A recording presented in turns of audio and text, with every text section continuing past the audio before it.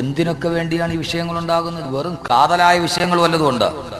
എന്താ പ്രസിഡന്റ്, ജമാഅത്ത് കമ്മിറ്റിയിൽ വരുമ്പോൾ ആ സമയത്ത് നമ്മൾ ചോദിക്കുമ്പോൾ ഒരു ദാമ്പത്യ ബന്ധം തകരുന്നതിന്റെ തുടക്കം എവിടെ നിന്ന്? ഒന്നുമില്ല. അവസാനം വന്ന് നിങ്ങൾ എന്താ, ഞങ്ങൾ രണ്ടുപേരും ഒന്നിച്ച് താമസിച്ചില്ല, എന്താ വിഷയം? അതിങ്ങനെ പറഞ്ഞ് വന്ന് അവസാനം കാരണം ഇവളുടെ വീട്ടിൽ നിന്ന് വന്ന് അയാൾ ഇങ്ങനെ പറഞ്ഞു അത് പറഞ്ഞു. അവസാനം എത്തുമ്പോൾ ഇവൾ 9 മാസം ഗർഭിണിയായപ്പോൾ ഇവളുടെ വീട്ടിൽ നിന്ന് വന്ന നെയ്യപ്പത്തിന്റെ പള്ള പൊങ്ങിയിരുന്നില്ല, അതുകൊണ്ട് വേണ്ട. 7-ാം മാസത്തിൽ കൂട്ടിക്കൊണ്ടു വന്നപ്പോൾ പ്രസവത്തിന് കൊണ്ടുപോയപ്പോൾ 6 കൂട്ടം പലഹാരം ഉള്ളായിരുന്നു. ഉസൂലനുസരിച്ച് 7 എണ്ണം വേണമെന്നോ. 9-ാം മാസത്തിൽ 9 പലഹാരം, 7-ാം മാസത്തിൽ 7 പലഹാരം. അപ്പൊ 7 ഇല്ലായിരുന്നു, 6 ഉണ്ടായിരുന്നു. അല്ലെങ്കിൽ അന്ന് കൊണ്ടുവന്ന കപ്പക്കൊലയ്ക്ക് 4 പഴം കറുത്തിരുന്നു.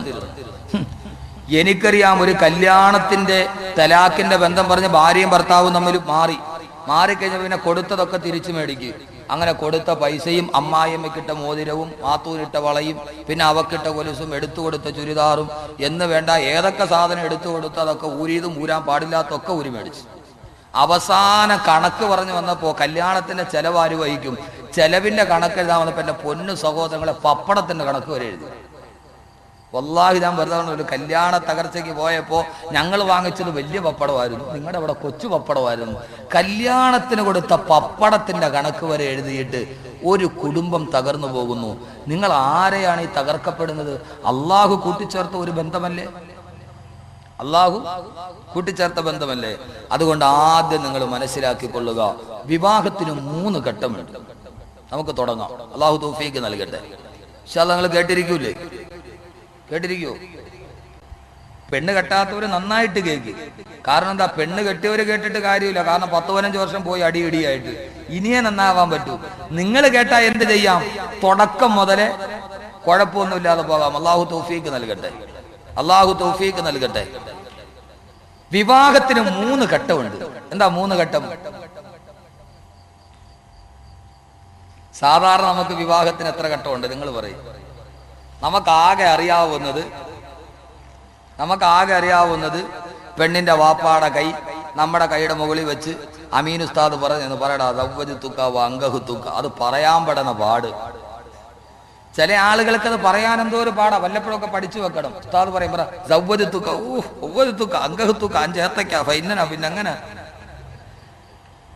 എങ്ങനെയെങ്കിലുമൊക്കെ പറഞ്ഞു ഒപ്പിച്ച് കൊണ്ടുപോയി. ഇതാണ് നമ്മുടെ കല്യാണത്തിന്റെ രീതി, അല്ലേ? അല്ല. വിവാഹത്തിന് 3 ഘട്ടമുണ്ട് എന്ന് വിശുദ്ധ ഖുർആൻ. അള്ളാഹു മനസ്സിലാക്കാൻ തൗഫീഖ് നൽകട്ടെ. ആ 3 ഘട്ടം പറഞ്ഞ് നമുക്ക് ഇന്ന് പിരിയാം. നാളെ നമുക്ക് മക്കളോ മാതാപിതാക്കളോ ഒക്കെ പറയാം.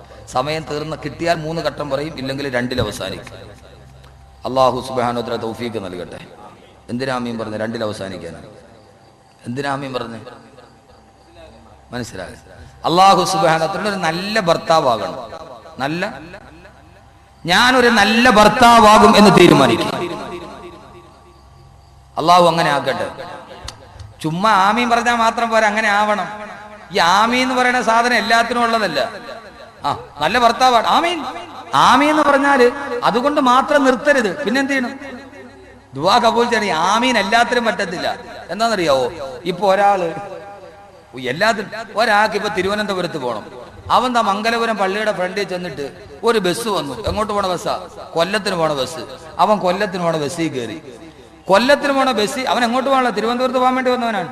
കൊല്ലത്തിന് പോകാനുള്ള ബസ്സിൽ കയറി ഇരുന്നിട്ട് അവൻ ഇങ്ങനെ വണ്ടി പോയപ്പോ പിന്നീടാണ് അവൻ തോന്നക്കിലെത്തിയപ്പോഴാണ് അവിടെ റബ്ബുൽ ആലമീനായ തമ്പുരാനെ, ഇത് കൊല്ലത്തോട്ടാണല്ലോ പോണേ, എനിക്ക് തിരുവനന്തപുരത്ത് പോകണം, എന്ത് ചെയ്യും?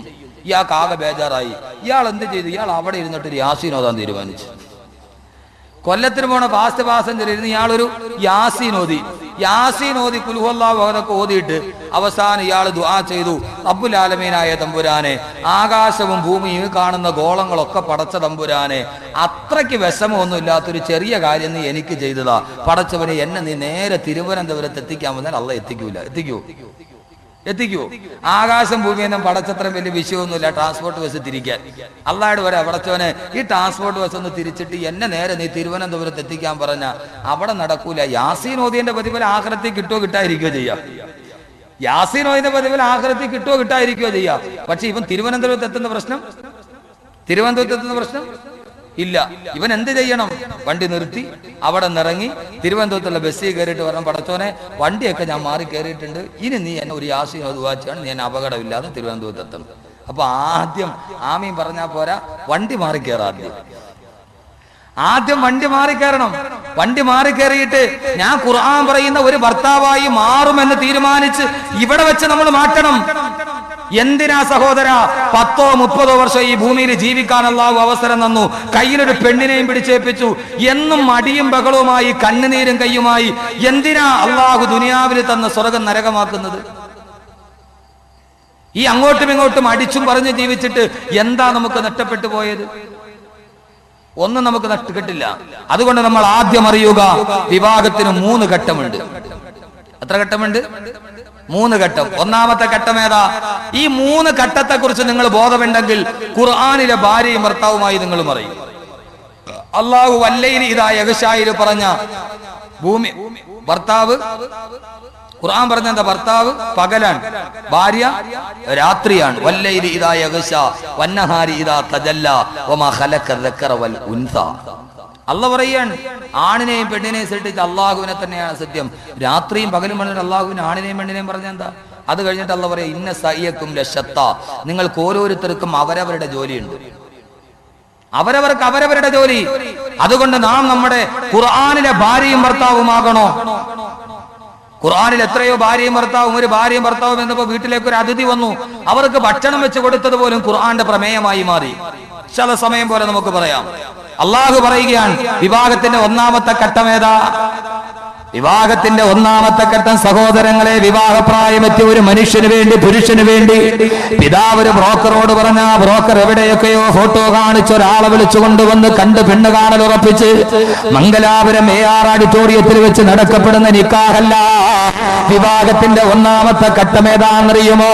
അള്ളാന്റെ തിരുദൂതര് പറയുകയാ, ഒരു കുട്ടി ഉമ്മാന്റെ ഗർഭാശയത്തിൽ 4 മാസം പ്രായമാകുമ്പോ ഇവിടെ ഒരുമിച്ച് കൂടിയ ഭാര്യ ഭർത്താക്കന്മാരെ ഈമാൻ ഉറയ്ക്കുക, ഈ വാക്ക് നിങ്ങൾ കേൾക്കുക, എന്നാൽ നിങ്ങളുടെ ജീവിതം സ്വർഗമാണ്, സ്വർഗമാണ്. അള്ളാന്റെ തിരുദൂതര് പറഞ്ഞു, 4 മാസം പ്രായമാകുമ്പോൾ ഞാനും നിങ്ങളും ഉമ്മാന്റെ ഗർഭാശയത്തിൽ 4 മാസം പ്രായമുണ്ടാകുമ്പോ അള്ളാഹു ഒരു മലക്കിനെ പറഞ്ഞു വിടും. ആ മലക്ക് ഗർഭാശയത്തിൽ കിടക്കുന്ന കുഞ്ഞിന് റൂഹൂതുമത്രേ. 4 മാസമാകുമ്പോഴാണ് റൂഹൂതുക. അപ്പോഴാണ് കയ്യും കാലും അനങ്ങാൻ തുടങ്ങുക. ഭാര്യ ഭർത്താവിനോട് പറയും, കുട്ടി വാപ്പാൻ അന്വേഷിക്കാൻ തുടങ്ങിയിട്ടുണ്ട്, അകത്ത് കിടന്ന് അവൻ അനങ്ങാൻ തുടങ്ങിയിട്ടുണ്ട്.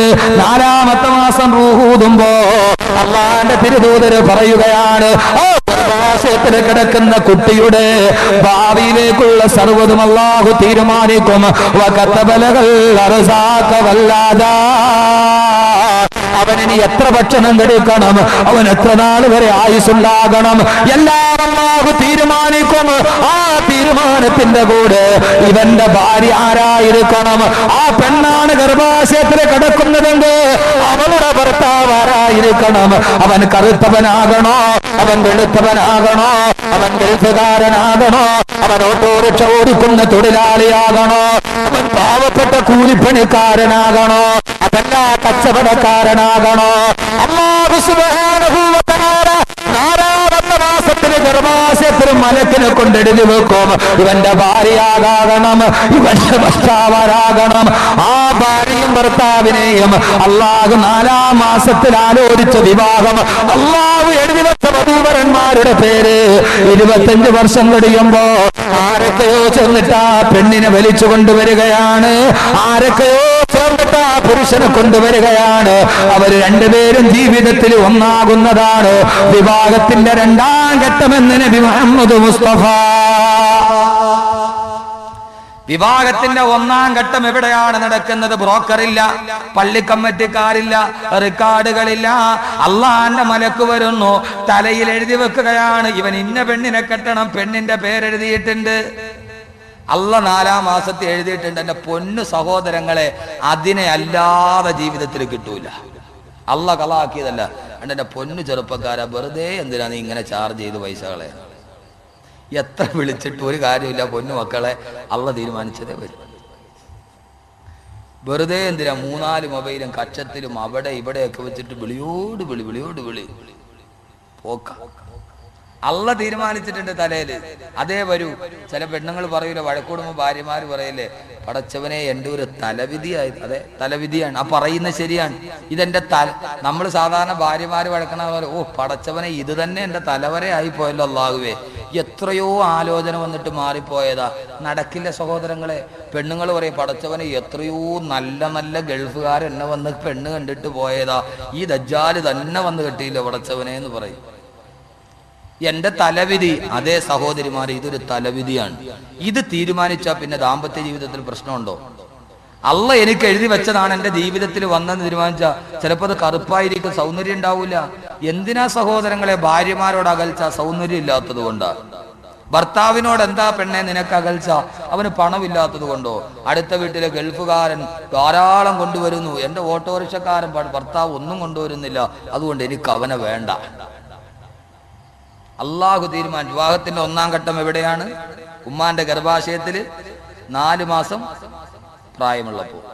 ആ തീരുമാനം 10-25 വർഷം കഴിയുമ്പോൾ ഒന്നുകിൽ ഒരു ബ്രോക്കറിലൂടെ അല്ലെങ്കിൽ ആരെങ്കിലും ഒക്കെ മധ്യമാക്കി നിർത്തി അള്ള തലയിലെഴുതിയ പേര്, ആ പേര് എത്ര ദൂരത്താ കിടക്കണമെങ്കിൽ അള്ള അത് വലിച്ചോണ്ട് വരും. ഇല്ലേ? വരൂലേ? ഞാൻ ഇടുക്കി ജില്ലയിലാണ്, എന്റെ തലയിലെഴുതിയ പേര് കൊല്ലം ജില്ലയിൽ, വലിച്ചോണ്ട് വന്നില്ലേ? എടേ, കാസറ്റ് ആരോ റെക്കോർഡ് ചെയ്യുന്നുണ്ട്, ഇത് കട്ടാക്കിയിട്ടേ കൊടുക്കാവുള്ളൂ കേട്ടോ. എൻ്റെ വീട്ടുകാർ കേട്ടാ തീർന്ന്, വകലും തീർന്ന്. ഇവിടെ അടുത്താണ് മുപ്പിലാത്തിന്റെ വീട്.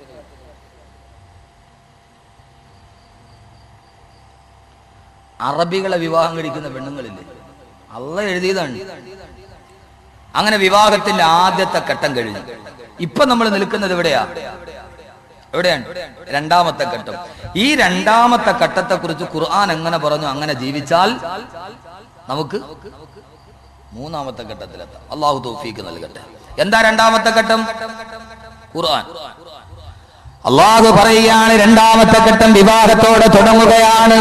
2 സാക്ഷികൾ വധുവിന്റെ പിതാവിന്റെ കൈ നിന്റെ കൈവെള്ളയിലോട്ട് വരികയാണ്. ആ കൈവെള്ളയിലേക്ക് പിടിച്ചിട്ട് വധുവിന്റെ പിതാവ്, നിന്റെ ഭാര്യാപിതാവ്, സഹോദരാ കേൾക്കണേ, നിങ്ങൾ ഏതോ ഒരു ഓഡിറ്റോറിയത്തിന്റെ അല്ലെങ്കിൽ ഒരു പള്ളിയുടെ മിഹ്റാബിന്റെ കീഴ മുഅ്മിനീങ്ങളെ സാക്ഷി നിർത്തി 2 സാക്ഷികൾ വധുവിന്റെ പിതാവ് അവന്റെ കൈവെള്ളയെടുത്തിട്ട് നിന്റെ കൈവെള്ളയിലേക്ക് വെച്ച് തരികയാണ്. ചെറുപ്പക്കാരാ കേൾക്കണേ, എന്റെ പ്രിയപ്പെട്ട ഭർത്താക്കന്മാർ, എന്തിനാണ് ആ പിതാവിന്റെ കൈവെള്ള എടുത്തിട്ട് നിന്റെ കൈവെള്ളയിലേക്ക് വെച്ചത്? അത് വെറുതെ വെച്ചതല്ല. ആ പിതാവ് നിക്കാഹിന് നിൽക്കുമ്പോൾ നിന്റെ ഭാര്യയുടെ പിതാവിന്റെ മനസ്സിൽ കടല് പോലെ തിരമാലകൾ ഇരമ്പുകയാണ്. അവന്റെ മനസ്സിൽ 1000 ആശങ്കയാണ്. അല്ലാഹുവേ, 18 വർഷം താഴത്തുമ്പക്കാറ് തോളത്തുമ്പക്കാറ് വളർത്തിക്കൊണ്ടുവന്ന എന്റെ പൊന്നുമോൾ, അല്ലാഹുവേ ജീവിതത്തിൽ കൺമണിയെ പോലെ കാത്തു സൂക്ഷിച്ച എന്റെ പൊന്നുമോൾ, ആ പൊന്നുമോളെ എവിടെയോ കിടന്ന ഒരു ചെറുപ്പക്കാരന് ഒരാഴ്ച മുമ്പോ 1 മാസം മുമ്പോ കണ്ട് പരിചയപ്പെട്ട ഒരു അപരിചിതന്റെ കയ്യിലോട്ട് വെക്കുകയാ. ആ സമയത്ത് ആ പെണ്ണിന്റെ വാപ്പയുടെ മനസ്സിന്റെ ദുഃഖം എന്താ? അയാള് കൈവെള്ള എടുത്തിട്ട് നിന്റെ കൈവെള്ളയിലോട്ട് വെക്കുന്നത് എന്താ? എന്റെ പ്രിയപ്പെട്ട പുതുമണവാള, ഇത്രയും നാൾ കൈവല്യം പോലെ കൈവെള്ളയിൽ കാത്തു സൂക്ഷിച്ച എന്റെ കൺമണിയെ നിന്റെ കയ്യിലേക്ക് ഞാൻ തരുകയാണ്. ഒരു മാടപ്പിറാവിനെ പോലെ നിന്റെ കൈവെള്ളയിലോട്ട് വെച്ച് തരികയാ. നിക്കാഹ് നടക്കുമ്പോൾ വധുവിന്റെ പിതാവ് നിന്റെ കൈവെള്ളയിലോട്ട് വെക്കുന്നത് വെറും കൈയല്ല, അവന്റെ പൊന്നുമോളുടെ ജീവിതമാണ് കൈവെള്ളയിലോട്ട് വെച്ച് നൽകുന്നത്. എന്റെ പൊന്നുമോളെ നീ ദുഃഖിപ്പിക്കരുതേ, അവളെ കരയിപ്പിക്കരുതേ, അവളുടെ കണ്ണുനീര് വീടരുതേ. ഇവിടെ എത്രയോ പിതാക്കന്മാരുണ്ട്, മകളെ പിടിച്ച് മറ്റൊരുത്തന്റെ കയ്യിൽ ഏൽപ്പിക്കുമ്പോ മനസ്സ് വല്ലാതെ പതറിയിട്ടില്ലേ, കണ്ണു വല്ലാതെ നിറഞ്ഞിട്ടില്ലേ? അല്ലാഹുവേ, എന്റെ പൊന്നുമോൾ, അവൾക്കിനി കുടിക്കാൻ കഞ്ഞി കിട്ടുമോ? അവൾക്കിനി സന്തോഷത്തിന്റെ രാത്രി വരുമോ? അല്ലാഹുവേ, കാത്തു സൂക്ഷിച്ച കൺമണിയാണ് ഭർത്താക്കന്മാരെ ഭാര്യാപിതാവ് നിങ്ങളുടെ കയ്യിൽ വെച്ച് തന്നത്. നിങ്ങൾ ഏറ്റെടുത്തതൊരു ജീവിതമാണ്. ആ ജീവിതത്തെ കുറിച്ച് അല്ലാഹു പറയുന്നത് എന്താ? പള്ളിയുടെ ഓഡിറ്റോറിയത്തിന്റെ അടുക്കല് ഇമാമ് കൈപിടിച്ചിട്ട് എന്ന് പറയുമ്പോ അതും ഒരു ചടങ്ങല്ല. അള്ളാന്റെ ഖുർആൻ ആ ചടങ്ങിനെ കുറിച്ച് പറഞ്ഞതെന്താ?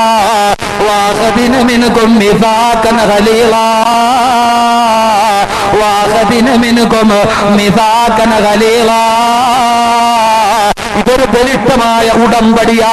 ഇതൊരു ബലിഷ്ടമായ ഉടമ്പടിയാ.